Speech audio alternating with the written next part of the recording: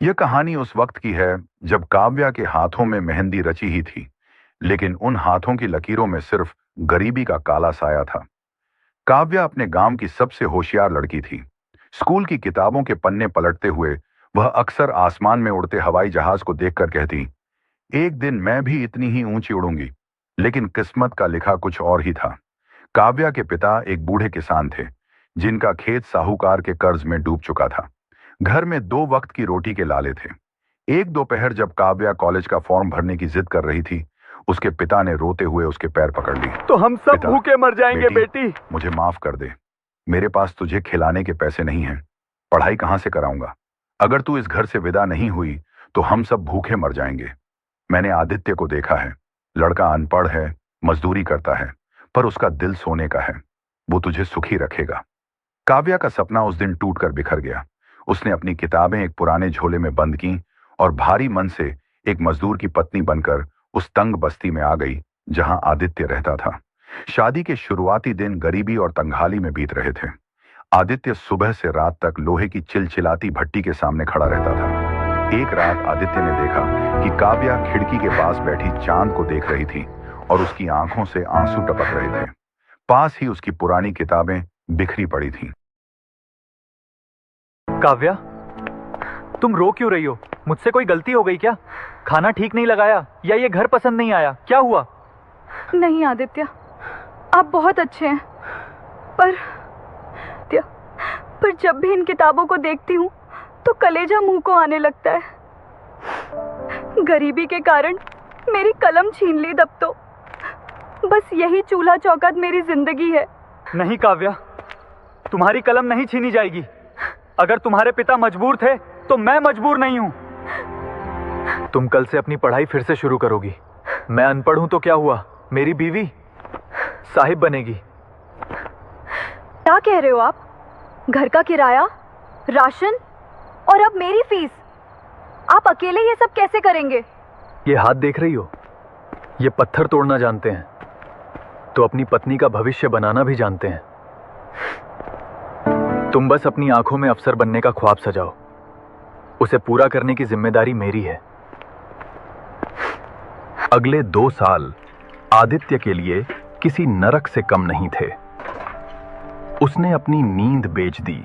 ओ आदित्य, आज फिर खाना नहीं लाया या फिर से पैसे बचा रहा है? अरे भाई, ये सफर आसान नहीं था, लेकिन अब हर कदम उसे उसके सपने के करीब ले जा रहा था। आदित्य, ये क्या हाल बना रखा है? हाथ से खून निकल रहा है और आप मुस्कुरा रहे हैं। अरे कुछ नहीं है काव्या, आज फैक्ट्री में ओवर टाइम था तो कुछ लोहे के पाइप चुभ गए। पर खुशी की बात यह है कि आज तुम्हारी उस बड़ी कोचिंग की फीस का जुगाड़ हो गया है। ये लो पैसे, कल जाके जमा कर देना। कितने पैसे? ये तो आपकी 3 महीने की कमाई है। मेरी कमाई का मोल तब होगा काव्या, जब तुम उस बड़ी कुर्सी पे बैठोगी। बस तुम मेहनत करो। अरे देखो तो, साहब की बीवी जा रही है। घर में खाने को दाने नहीं और मैडम को अफसर बनना है। अरे देखो तो, साहब की बीवी जा रही है। घर में खाने को दाने नहीं और मैडम को अफसर बनना है। अरे छोड़ो, बेचारा आदित्य दिन रात मजदूर। अरे आदित्य बेचारा दिन रात कोल्हू के बैल की तरह पिस रहा है और ये मेम साहब शहर की हवा खा रही हैं। अरे छोड़ो चाची, ये तो आदित्य ही पागल है। अरे लुगाई को उतना ही पढ़ाओ, कल को ये बड़ी अफसर बन गई ना तो सबसे पहले इसी आदित्य को लात मारेगी। क्यों बे आदित्य, सुना है तेरी बीवी कलेक्टर बनने वाली है? फिर तो तू अपनी ये फटी बनियान उतार के सूट बूट पहनेगा या फिर वो तुझे अपना अर्दली बना के रखेगी?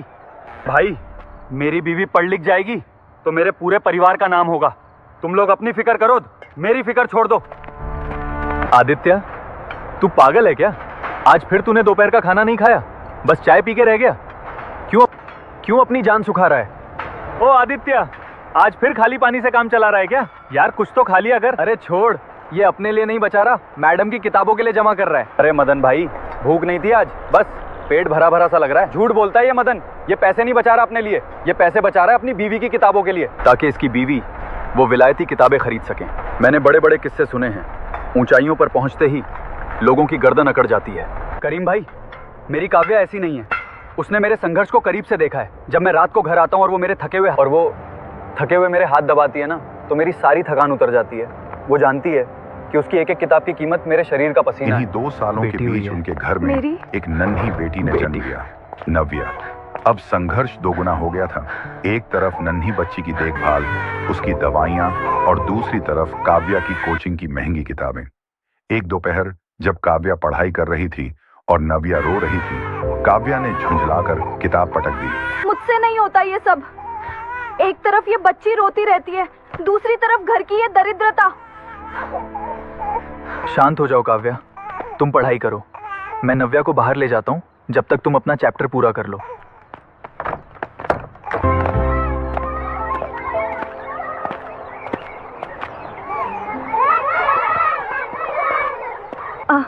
आदित्य, मेरा सिलेक्शन हो गया।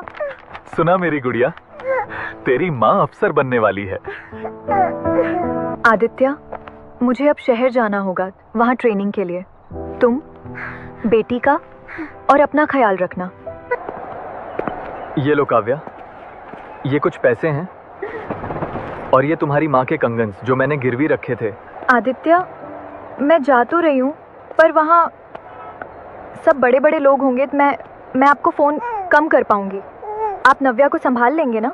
तुम फिक्र मत करो, नव्या को मैं पलकों पर रखूंगा। तुम बस अपना नाम रोशन करना। आदित्य की आंखों में अब भी उम्मीद थी।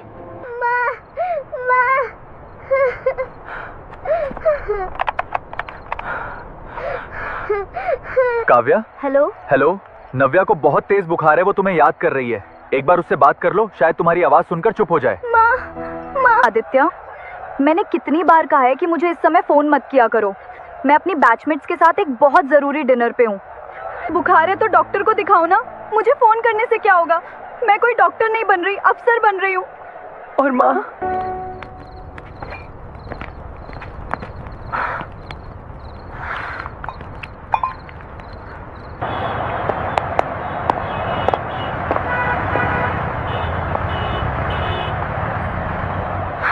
बापू, मम्मी कब आएंगी?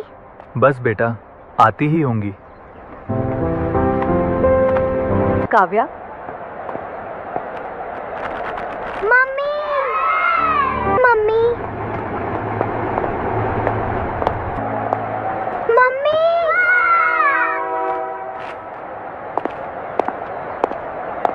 काव्या, कौन है ये आदमी जो तुम्हें इतनी जोर से पुकार रहा है?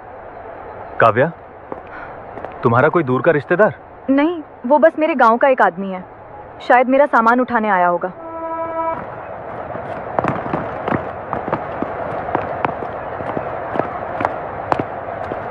काव्या को शहर के सबसे पॉश इलाके में एक सरकारी बंगला मिला था। सफेद दीवारें, मखमली कालीन और नौकरों की फौज। आदित्य जब पहली बार उस बंगले की दहलीज पर पहुंचा तो उसने अपने जूते बाहर उतार दिए। आदित्य, ये क्या तमाशा है? जूते अंदर पहन कर आओ। अब तुम किसी झोपड़ी में नहीं रह रहे हो। और सुनो, कल से तुम इस हुलिये में मेरे घर के सामने नहीं दिखोगे। काव्या, ये तुम क्या कह रही हो? ये घर तुम्हारा है तो मेरा भी तो हुआ ना। और मेरा हुलिया, मैं तो मजदूरी करके ही आया था सीधा। वही तो समस्या है, मजदूरी। अब मैं इस जिले की बड़ी अफसर हूँ। बड़े बड़े नेता और अधिकारी यहाँ आएंगे। अगर वो तुम्हें इस हालत में देखेंगे तो मेरी क्या इज्जत रह जाएगी? लोग कहेंगे कि मैडम का पति एक गंदा मजदूर है। काव्या, इन्हीं गंदे हाथों ने तुम्हारी महंगी कोचिंग की फीस भरी थी। तब तुम्हें इन हाथों की गंध बुरी नहीं लगी थी? वक्त बदल गया है आदित्य। तब मेरी मजबूरी थी, आज मेरा रुतबा है। अगर तुम्हें यहाँ रहना है तो तुम्हें एक अदृश्य इंसान बनकर रहना होगा। आज रात घर में पार्टी है, बड़े बड़े लोग आएंगे। तुम इस कमरे से बाहर नहीं निकलोगे, समझे?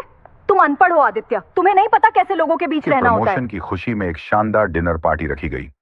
शहर के तमाम वीआईपी वहां मौजूद थे। काव्या ने आदित्य को सख्त हिदायत दी थी कि वह अपने कमरे से बाहर ना निकले, लेकिन नव्या ने जिद की कि वह अपनी मां के साथ खाना खाएगी। आदित्य उसे लेकर जैसे ही हॉल में पहुंचा, सन्नाटा छा गया। आदित्य ने एक साधारण सा कुर्ता पहना था। काव्या एक रईस बिजनेसमैन और मंत्री के साथ हंस हंस कर बात कर रही थी। मैडम, आपके बारे में बहुत सुना है, पर आपके परिवार से नहीं मिले। आपके पतिदेव क्या करते हैं? सर, मेरे पति, वो एक्चुअली विदेश में रहते हैं, अपना बड़ा बिजनेस संभालते हैं। ये हाँ का ये तो बस घर की देखरेख करने वाले नौकर रखे लिए हैं। काव्या, झूठ की बुनियाद पर खड़ी इमारत बहुत जल्दी गिर जाती है। कह दो इन साहब से कि तुम्हारा पति विदेश में नहीं, इसी शहर की लोहे की फैक्ट्री में खून जलाता है। चुप रहो तुम। तुम्हारी हिम्मत कैसे हुई मेरी बात काटने की? तुम्हारी औकात क्या है? एक अनपढ़ गवार मजदूर। तुमने मुझे पढ़ाया तो क्या एहसान किया? पैसे दिए थे ना, ले लो अपने पैसे और दफा हो जाओ यहां से। मेरी बराबरी करने का सपना भी मत देखना।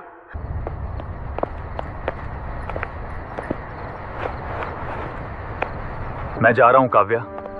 तुमने आज सिर्फ मुझे थप्पड़ नहीं मारा, बल्कि उस भरोसे का कत्ल किया है जिसके दम पर मैं 18-18 घंटे काम करता था। जाओ, और याद रखना, तुम मेरे पति कहलाने के लायक भी नहीं हो। मेरी और तुम्हारी कोई बराबरी नहीं है, समझे तुम? मैं आज जहां खड़ी हूं वहां पहुंचने का सपना भी तुम जैसे लोग नहीं देख सकते। मैं आसमान हूं और तुम सिर्फ जमीन की धूल हो।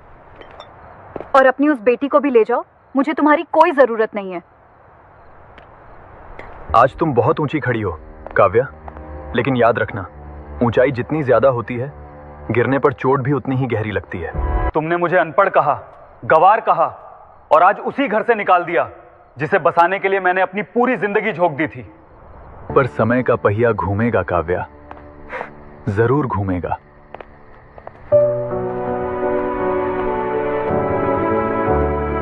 दो साल बाद किस्मत का पलटवार। समय बीता। काव्या अहंकार के नशे में अंधी हो चुकी थी। उसने भ्रष्टाचार करना शुरू कर दिया। उसे लगा कि वो कानून से ऊपर है। लेकिन एक सुबह विजिलेंस की टीम ने उसके बंगले पर छापा मारा। करोड़ों के गबन का केस खुला। जो दोस्त कल तक उसके साथ शराब पीते थे,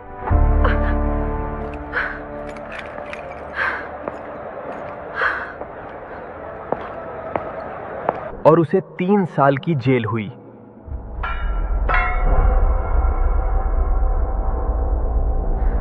बेटा, रो मत।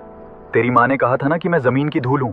अब मैं तुझे वो आसमान बनाऊंगा जहां तक पहुंचने के लिए उसे अपनी गर्दन ऊंची करनी पड़ेगी। तू पढ़ेगी और तेरा बापू अब सिर्फ बोरे नहीं उठाएगा, बल्कि अपना साम्राज्य खड़ा करेगा।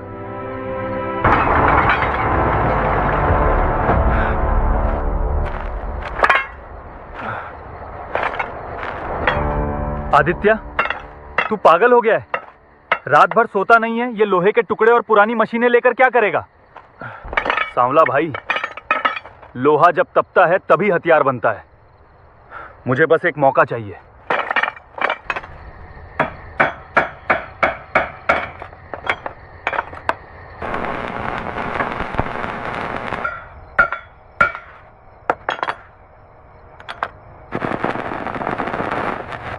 इधर नव्या भी बड़ी हो रही थी। आदित्य उसे खुद पढ़ाता और शहर के सबसे अच्छे स्कूल में उसका दाखिला कराया।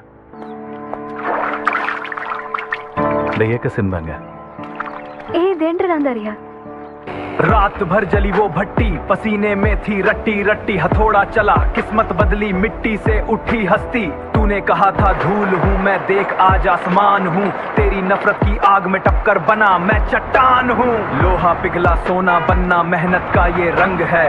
दुनिया देखे खड़ी होकर आदित्य का ये ढंग है। अब ना कोई बोझ है कंधे, ना कोई मजबूरी है। मेहनत से जो खड़ा किया वो मेरा ही पूरी है।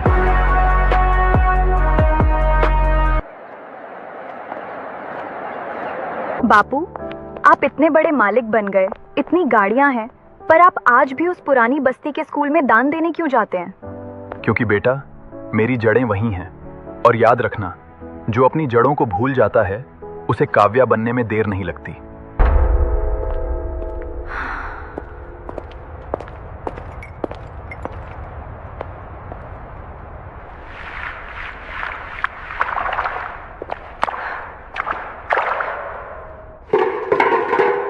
आदित्य, तुमने ये सब कैसे सहा?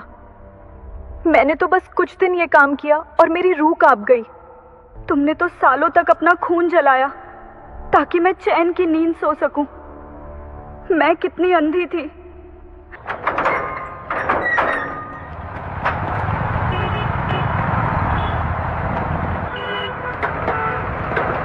भैया, क्या मुझे कुछ काम मिल सकता है? मैं पढ़ी लिखी हूँ, हिसाब रख सकती हूँ। अरे, ये तो वही भ्रष्ट अफसर है ना जिसकी फोटो अखबार में छपी थी। निकल यहाँ से। तेरे जैसी दागी औरत को काम देकर मैं अपना ईमान खराब नहीं करूंगा।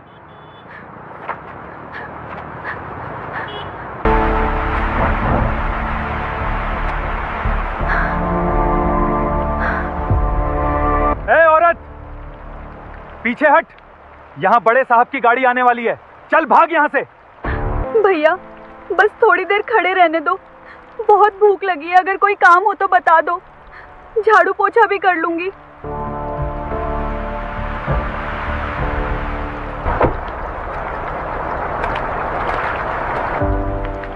रुको, कौन है ये औरत?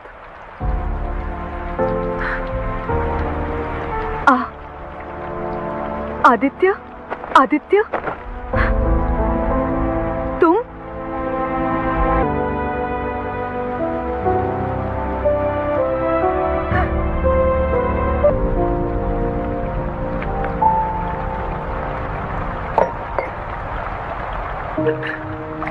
आदित्य, मुझे मार डालो, मुझे धक्का देकर बाहर निकाल दो, जैसा मैंने तुम्हारे साथ किया था।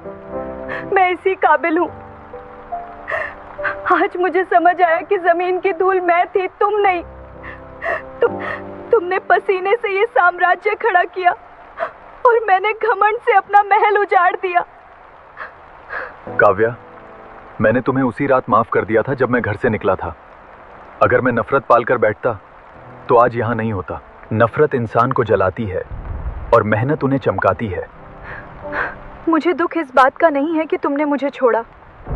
दुख इस बात का है कि तुमने एक माँ और एक इंसान होने का धर्म भी खो दिया। बापू, ये कौन है और ये फर्श पे क्यों बैठी हैं? इन्हें कुर्सी पे बिठाइए।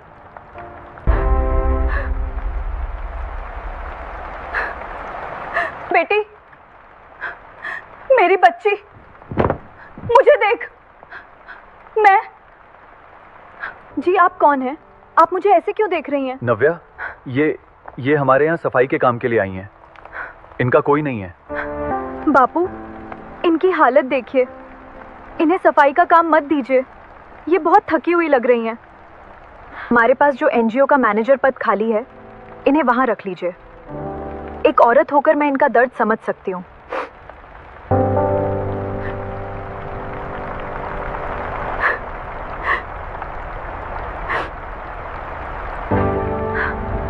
बापू,